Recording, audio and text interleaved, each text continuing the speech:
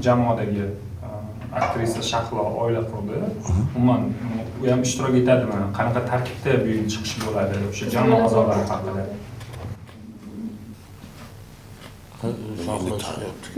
O'shani hayronman.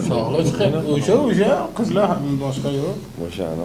Endi baribir oila qurgandan keyin hammadan har xil sharoit o'sha. Bizlar ham oila qurganmiz. Ba'zi baxtimizga Shahlo bu sohadan uzoq bo'lmagan odam bilan turmush qurdi.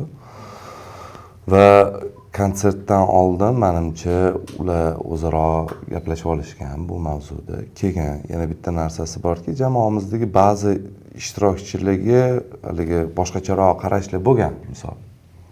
Lekin aynan Shahlo Alijonova haqida men shu paytgacha bir yomon, bir negativ orqa-varotdan haligi uni sha'niga putur yetkazadigan biron bir gap eshitmaganman. Sizlar ham menimcha eshitmagan bo'lsanglar kerak. Sahnaga chiqib o'ynayotgan roli va uni hayotdagi shaxsiyati o'rtasida farq bor-da. Va bo'ladi ba'zi ijodkorlar bor, misol uchun sahnada juda samimiy rollarni, yaxshi kelinni o'ynaydi-da, ko'chada misol uchun chiqib klient qidiradi. Endi men hozir sal bo'rttiribroq gapiryapman.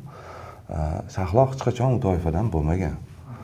Va shu jihatdan olib qaraganda men o'ylaymanki, Shahloning rollarida uni ertaga yuziga solinishi mumkin bo'lgan yoki turmush o'rtog'ini masalan g'ururiga tegishi mumkin bo'lgan jihatlar yo'q deb o'ylayman.